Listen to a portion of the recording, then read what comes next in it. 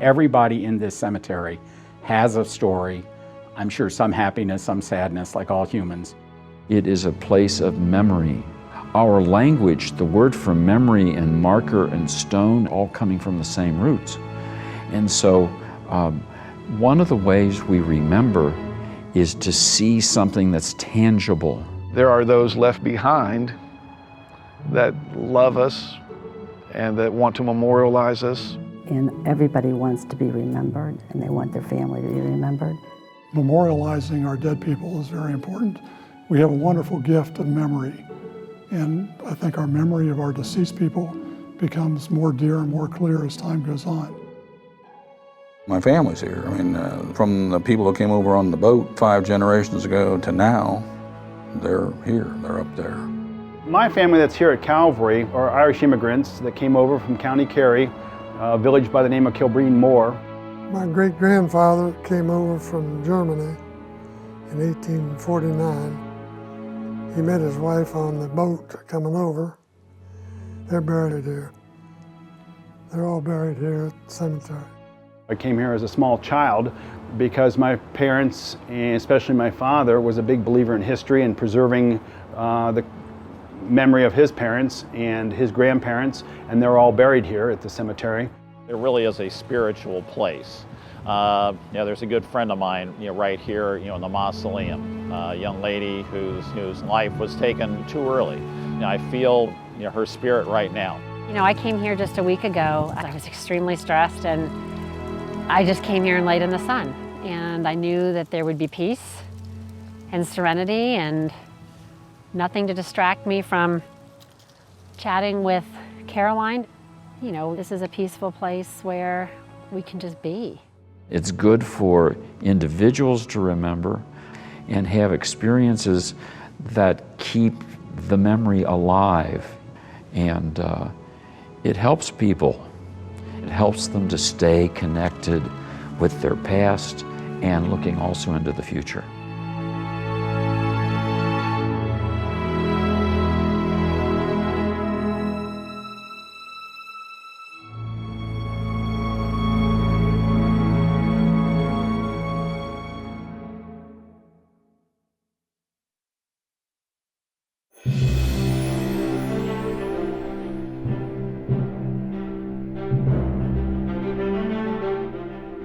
Behind this tranquil exterior is a business.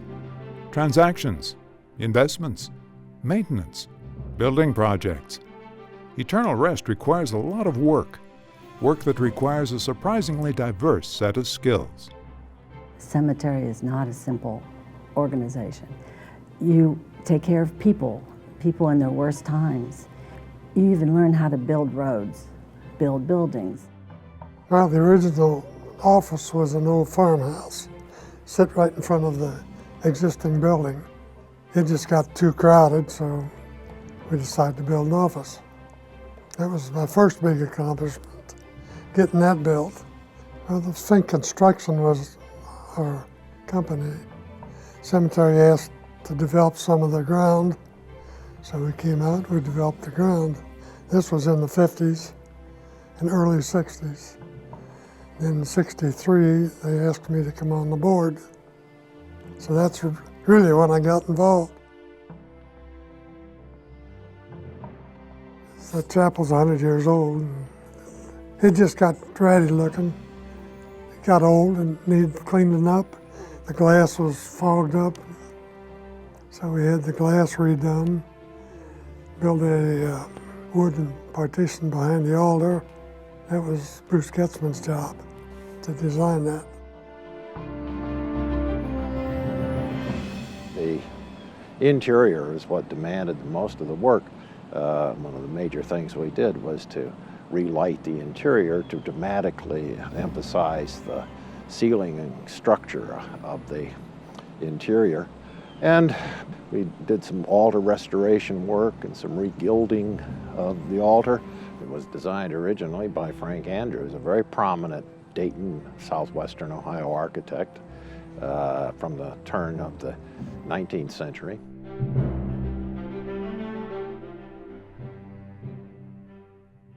really a very fine example of what we call Victorian Gothic architecture. Calvary is a mountain, and you enter the mountain on the bottom street, and you come up here, and then you come into this chapel, and you see Calvary. There's Christ, and the only true thing that we know in a historical document is that Jesus Christ suffered, died, and was buried. And that's Calvary, okay? And nobody was there for the resurrection, okay? In this chapel, we have Calvary, but right behind Calvary here, we have these windows that the light shines through, which says that there's something more. It doesn't stop with the cross. It goes beyond. That's just incredible. So this whole building preaches not only the death of Christ, but his resurrection. Even though we weren't there, our faith tells us that yes, behind the cross is a golden light. Contemplating the chapel on a warm June afternoon, it's hard to imagine that 17,000 years ago, this land sat under a river of ice 1 mile thick. An ice age came, and when the ice age came, it flowed out of the north, out of Canada, and then as it warmed, it began to melt back. And as it melted back, it paused once in a while, and it paused here in this particular area, and as it melts, the sand and gravel fall out of the glacier and form hills going east and west. And those mounds today both have a geological and a biological interest. The mounds also have a historic interest. Many centuries before the first grave was dug at Calvary, the cemetery grounds were occupied by the Mound Builders, a Native American tribe known for their earthwork fortifications. Maps from early surveys reveal what the fort looked like. 95 acres of wilderness area have been preserved, and that's good news for botanists who regularly visit to explore and collect plant life. I think one of the real gifts here is the fact that this is a unique habitat, and there are quite a few rare plants that the botanists have access to now. And the thing that's great about this, one is they weren't disturbed, and number two, that the cemetery has done a great job in providing accessibility, which is really important.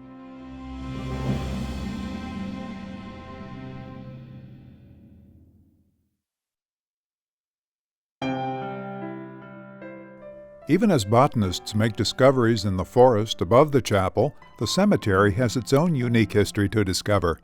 For instance, most people are surprised to learn that 4,000 bodies are interred in a mass grave below this chapel. In the mid-1800s, Dayton, Ohio was bustling. Irish and German Catholics were among the newcomers. Dayton's only Catholic cemetery, St. Henry's, was small and had no room to expand, and the low-lying ground was prone to flooding. In 1874, the first grave was dug at Calvary, and suddenly Dayton had 2 Catholic cemeteries. But they were moving in radically different directions. Landlocked and deteriorating, St. Henry's was overcome by Dayton's industrial-age growth and grime. Calvary, in its symbolic splendor, sat on a hill on the southern periphery of the city. You have high ground, very picturesque area where you can overlook the river valley of the Great Miami River. You can overlook the city of Dayton. And so it became an ideal location for a cemetery. I look to this landscape and I see what they must have seen as well. And they had to have known that Calvary, where Christ was crucified, was itself a region on the periphery. It was outside of the city. Christ was crucified beyond the walls of Jerusalem in a hilly landscape. And so when you come here, you place yourself almost analogously, in a religious sort of way, into that experience of the very original Calvary. And for Catholics, this is a deeply important kind of identification. By 1889, St. Henry Cemetery was in complete decay, and there was no money to save it, so a plan was made. Those interred at St. Henry's would be moved to Calvary, and the old cemetery lot would be sold. Some of the parishioners with loved ones in St. Henry's were furious. They sued. My great-great-grandfather was a member of the St. Henry Parish and had to be a part of that very difficult decision of making that move. And he's buried here, along with about 140 other of my family members. A 10-year legal battle ended when the Ohio Supreme Court ruled that the cemetery trustees could proceed with their plan. In a lengthy and difficult process, 6,000 bodies were moved to Calvary. A third of the bodies were claimed by relatives. Approximately 2,000 people, their loved ones did claim. The rest of them that weren't claimed are underneath the chapel, buried in a mass grave. They sold the lot down at St. Henry's for $23,000. With that money, it took about $7,000 to rebury the bodies. And with the money remaining from that, they built the chapel with that money. Even today, the demise of St. Henry's remains a cautionary tale. One part of the job is to make sure that the cemetery is in fiscal condition to exist and serve the needs of the community long after we're gone.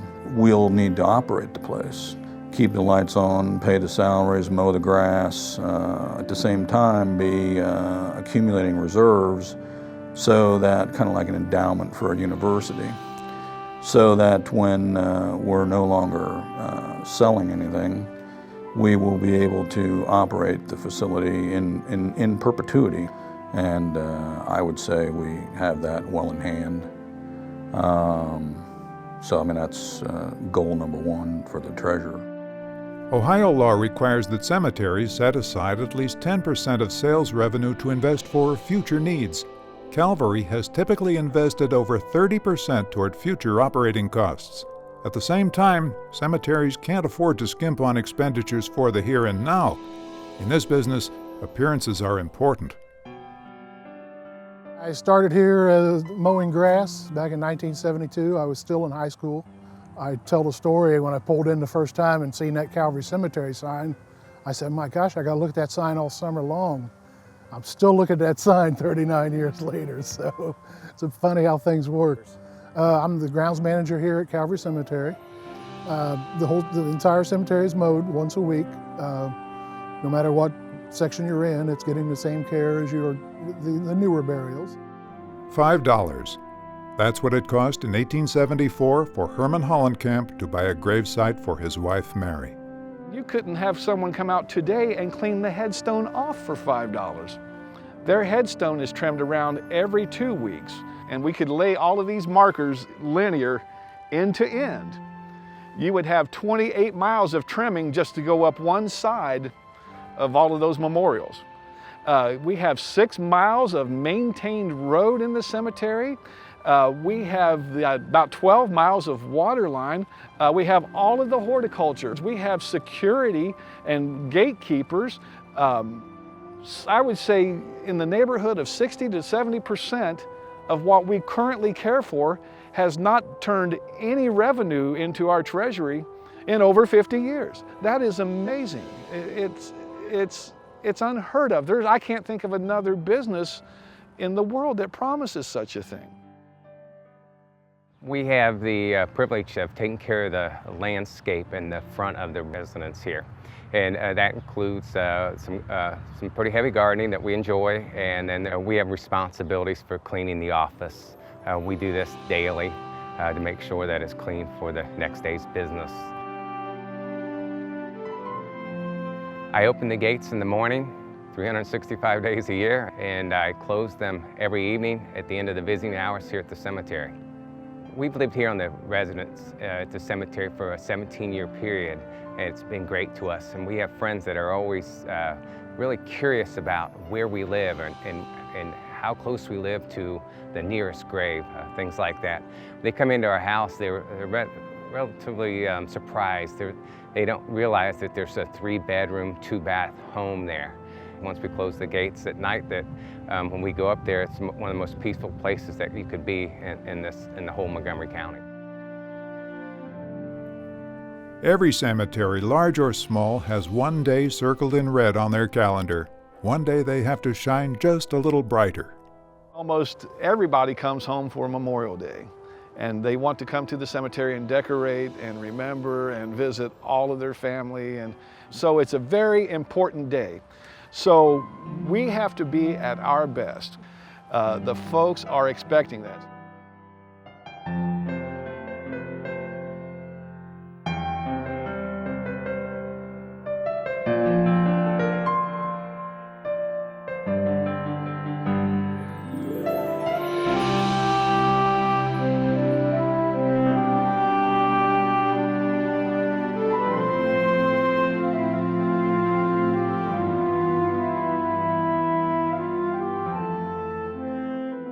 One of the greatest compliments, I had several people have told me it looks like someone cares. Well, that's it in a nutshell. We do care, and it looks like someone cares.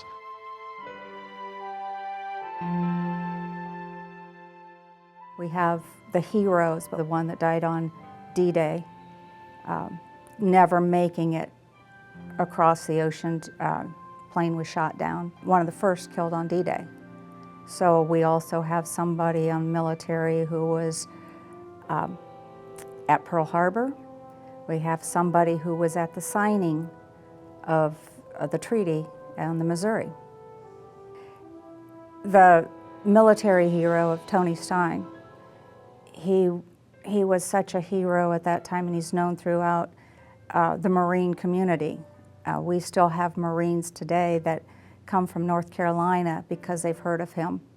And he died in World War II.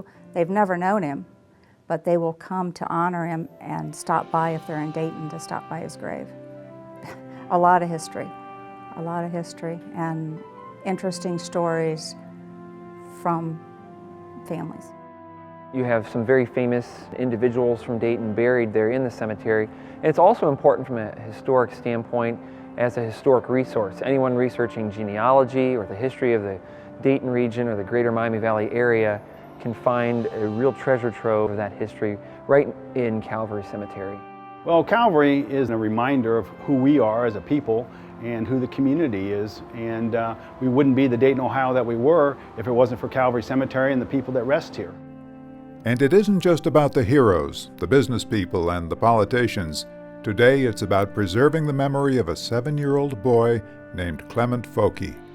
His monument was deteriorated, and we are now working as a family, the Foulke family, which is my mother's side of the family, to build that monument and keep it and preserve it for people to know about a little boy who was 7 years old and drowned in a pond in his grandmother's farm.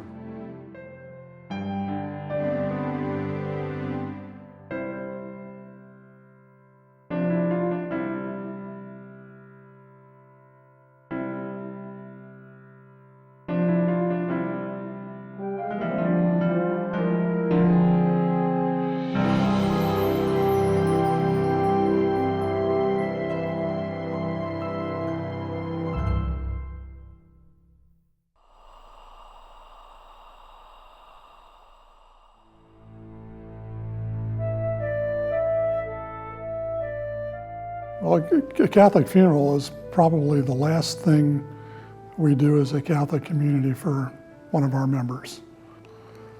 You're dealing with a very emotional thing.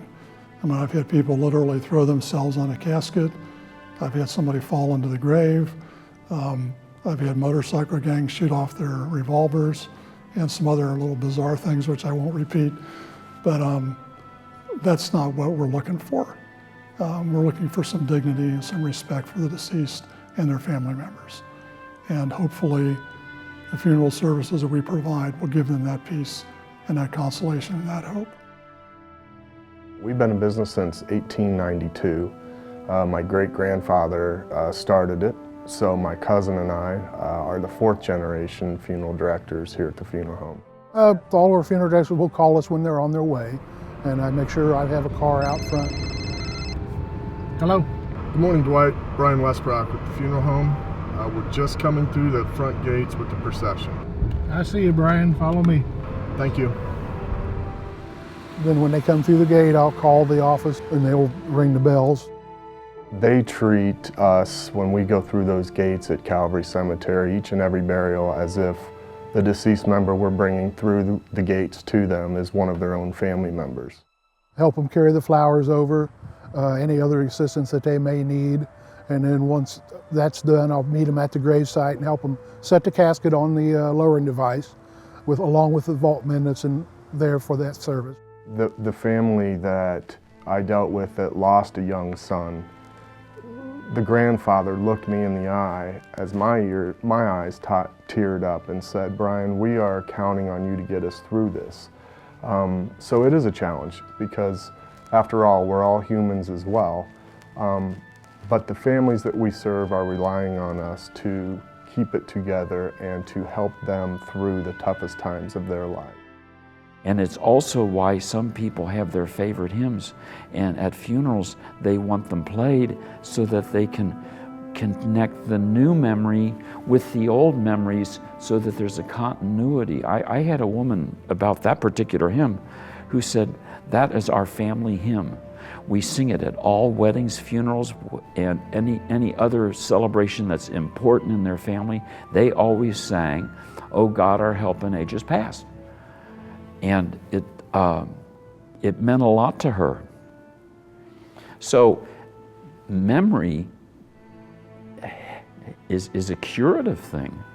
If you accept all your feelings and you go through the grieving process, then all of a sudden you start taking deeper breaths and you start getting in touch with something that's below grief, below pain, and below sorrow, and everything, like these windows, gets this patina, and you think, yes, that's the way it's supposed to be. And so music is incredibly powerful for that. At the time of a funeral, you're dealing with a family that's going through perhaps the worst time of their life. They've lost a loved one, they've lost a friend. But is there anything sadder than to drive away from a cemetery and leave your loved one in that casket at the grave? I want those people, as they leave through the front gate, to realize that Calvary will be here. We'll treat that body with dignity and respect. We'll get it buried properly, and then we'll watch out for the grave from now into the future.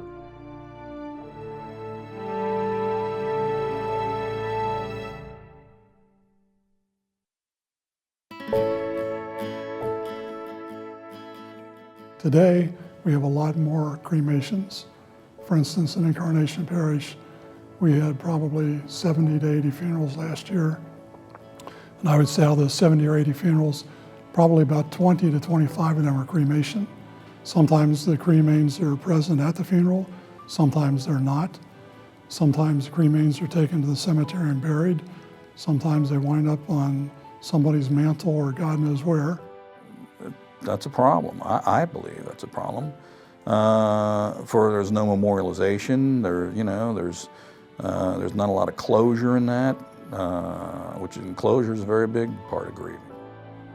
Cremation has redefined a cemetery's need for space.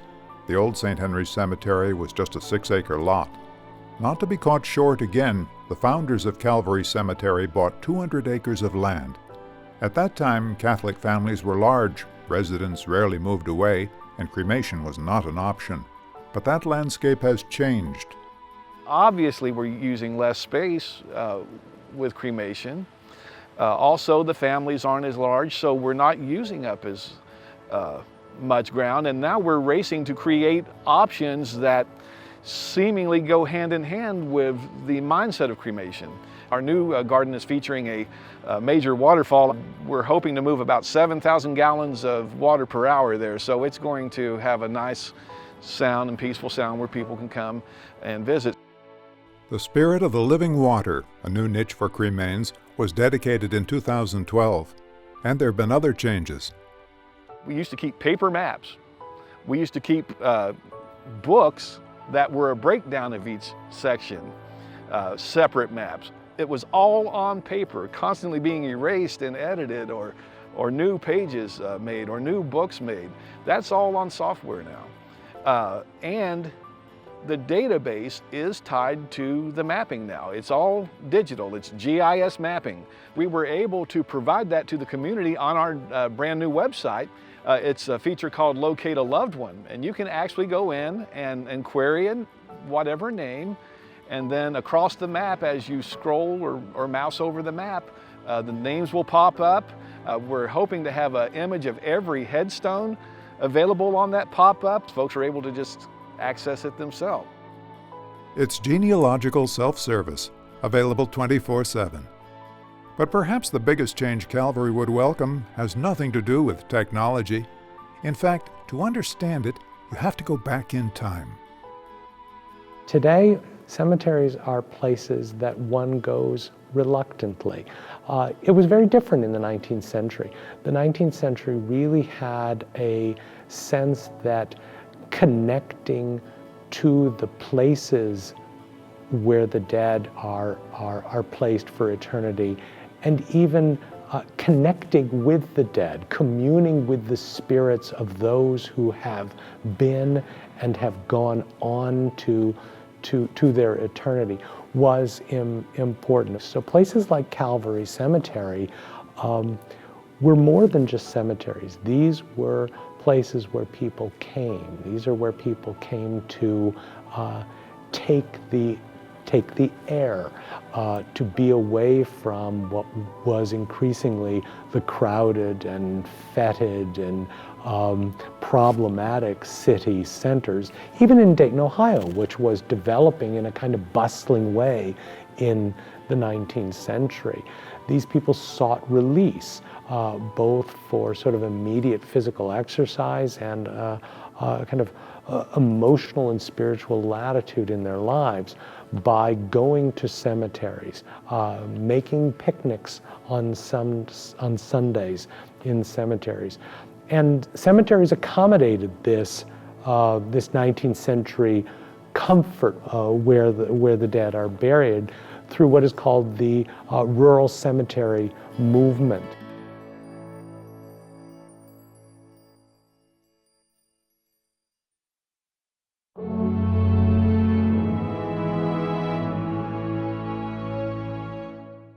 Some of our long-term planning committee things are not so much infrastructure as looking at ways in which we can help people with bereavement. And so Calvary's looking for ways in which we can serve that community and build that community and make it more of a place other than mourning, but a place of actually celebration of life and of family. This would have been Dad's 90th birthday, this year. And I just had this, this dream, this vision, of having the family out here, and it was just, a remarkable day. My father comes here every Friday. My father's 77 years old. He believes that pinwheel, every time it blows, is her saying hello. This is the way he stays connected to her. We smile a lot when we come here, but it's not because we don't miss her. It's because, it's just a beautiful, peaceful place.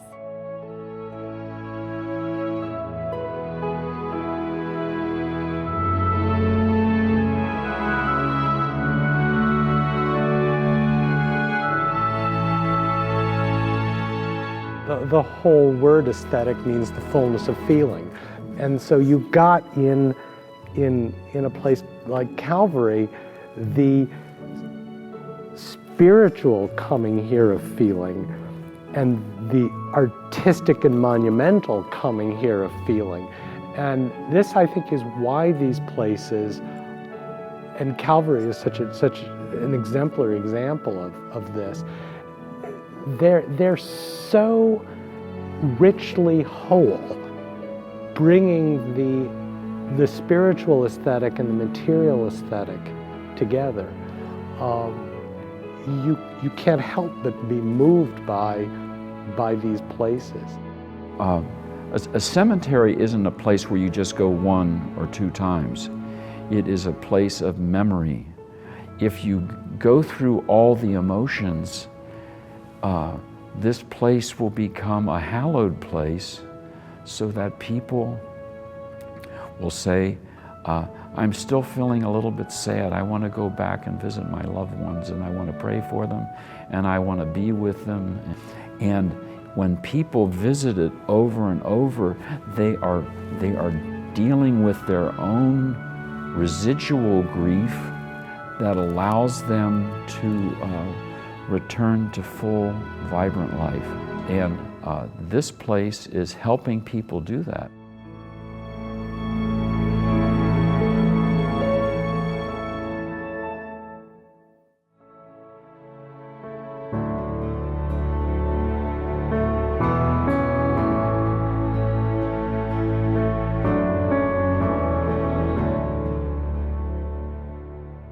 The essence of Christianity is that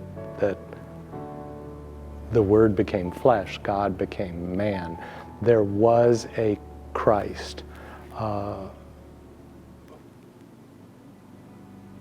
who lived and who had a ministry and who died at a place called Calvary. And that central mystery, which is the becoming of material of the God, is something that is part of all of us. It helps us to understand why, as human beings, there is something special about us, that there is the spiritual, that there is the sacramental in the human body, in the human life. And a cemetery is a place where we proclaim that, where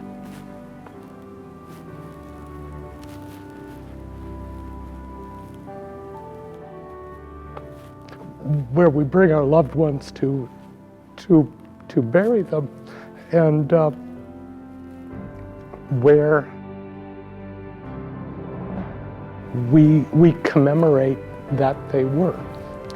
And that's why Calvary is important.